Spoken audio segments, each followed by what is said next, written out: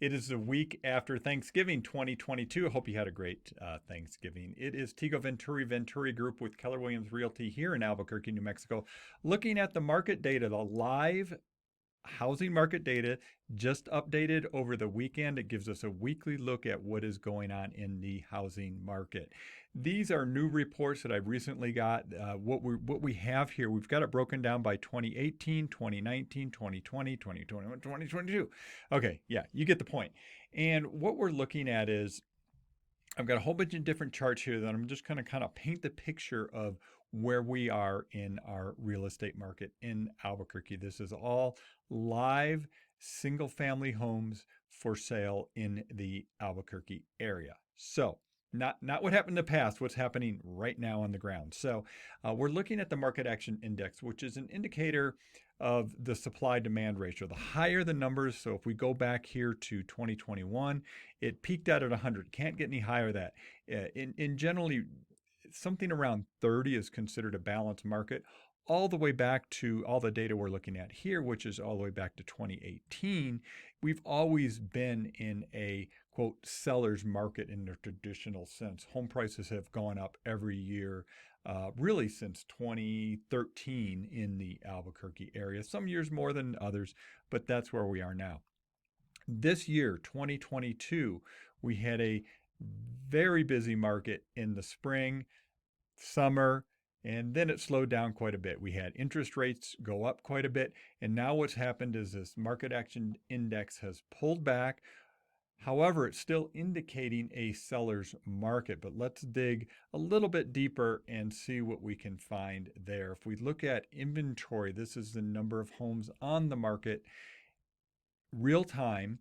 And the black line, when we hover on this one so we can see it better, the black line here is this year. You can see we are ahead of 2021 and 2022, but still substantially behind 18 and 19. So the number of homes on the market is still at a really low level, not as low as what we had earlier in the year.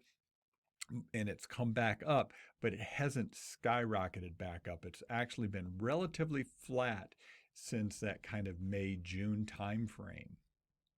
Now, if we look at the number of homes coming on the market, it's an interesting story here because it's definitely slowed down in the Albuquerque market since, let's say, June. We really peaked out in May, pull back in June, July, August. Then we've had these interest rate increases that have made the really pull some people out of the market. So demand has slowed down. The thing is, the number of homes on the market has also been really low. If we look at 2022, this is the 90-day moving average as opposed to the 7-day moving average. And it's been really low. Not a lot of people are putting their homes on the market historically, compared to historically. So we do see this trend, and we're going to see how this goes through the winter. You can see here seasonally the number of homes coming on the market generally slows down as we go through the winter months and then resets and starts to come back on in February and March. Median list pricing. Let's talk about pricing. Let's talk about pricing. I've got median list price and price per square foot here. Let's look at both of these. Prices peaked back here. We're in 2019 or 2022. Let me pull that back up. 2022, we had a peak back here in the May timeframe, 426, and we've now pulled back and took another little bit of a step down this last week to 390,000, which is actually slightly below what we had same time last year. Now, let me make this clear. This is list price, median list price. So this is of all the homes on the market, the halfway point between what all the homes are listed at. It is a really good indicator of what people are feeling like with pricing on their homes and the real estate agents that are, helping them when they put a price on the home. Prices had definitely peaked out in May, June, have been pulled back maybe a little bit flat since, but if we look at it from a price per square foot standpoint, we don't see quite as much of a pullback, and this is a better kind of overall average of what prices are doing. We're now at 196 per square foot this year, but look at this, over the years here, we really had a big run up from 21 to 22. So 156 in 2020, and now we're at 196 a square foot. So home prices have really increased over the last few years and have taken a breather here in the last 6 months or so.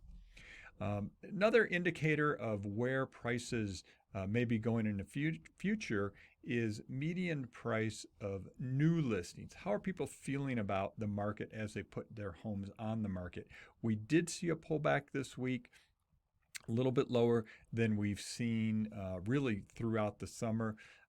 Not uncommon this time of year. If we kind of pull back here so we can see it, we see like in 2020, we saw it tick down quite a bit right there. 2019 as well, same time of year. So we'll see how this shakes out. We do see a little bit of price compression in the last few months for sure.